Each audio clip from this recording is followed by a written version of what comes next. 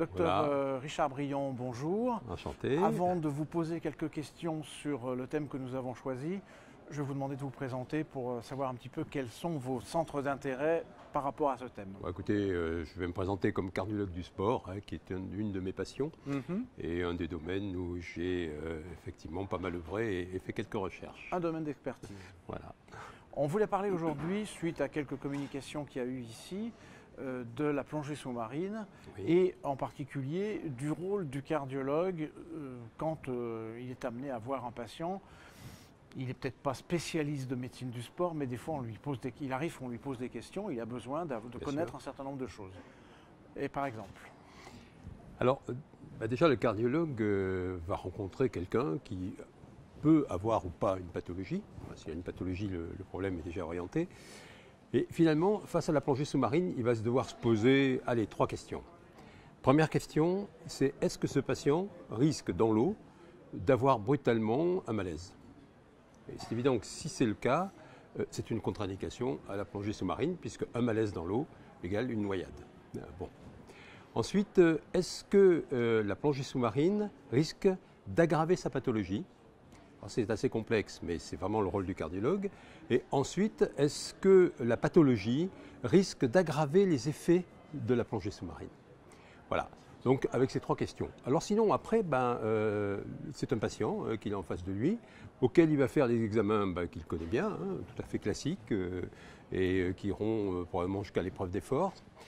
Et puis, il va se trouver dans cette situation de répondre à ces questions. Alors, il y a des cas très simples. Le sujet a une insuffisance cardiaque qui est décompensée ou qui n'est pas très stable. Problème est réglé. Voilà.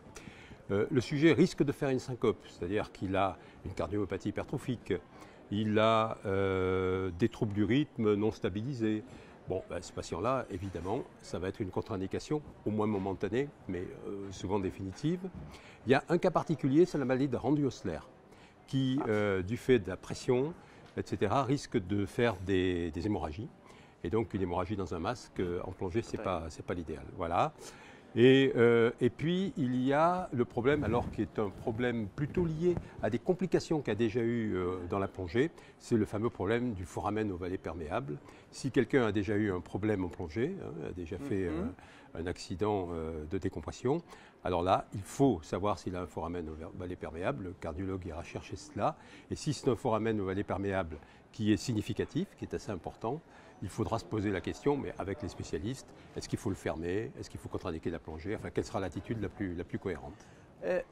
Dans cette situation, j'ai envie de dire qui fait quoi? Il y a des cardiologues qui ont fait de la médecine du sport, qui sont spécialistes, et en particulier de la plongée. Il y en a qui aiment bien ça à titre personnel et qui en ont fait une branche de leur activité. Est-ce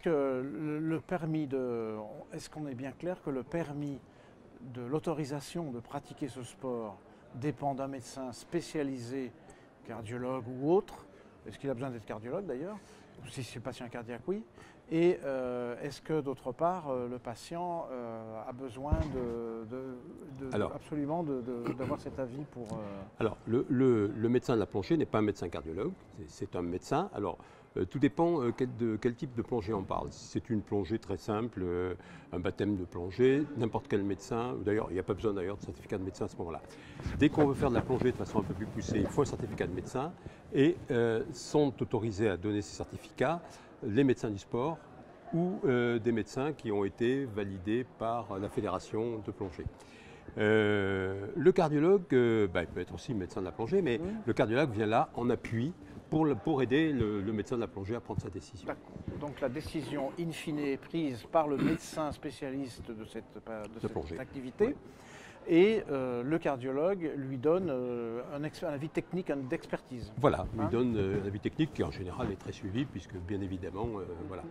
Alors, pas d'excès de prudence, bien étudier au cas par cas. Par exemple, je prends un exemple, la maladie coronaire.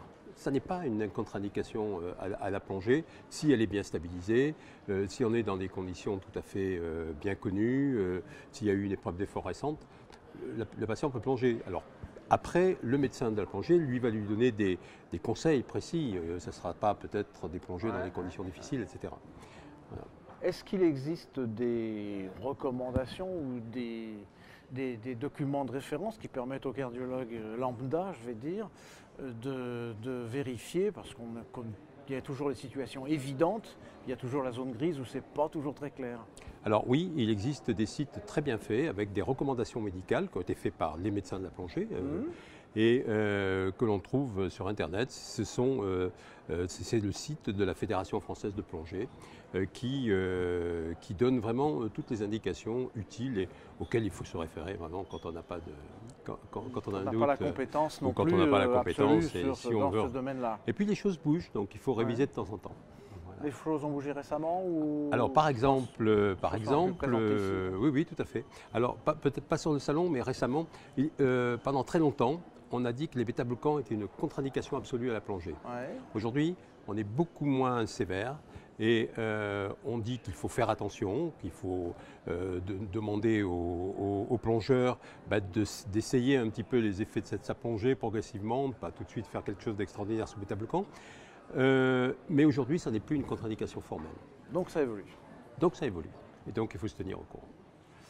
Merci beaucoup pour toutes ces informations qui, j'espère, éclaireront un peu la lanterne de gens qui ne sont pas forcément confrontés à ça au quotidien.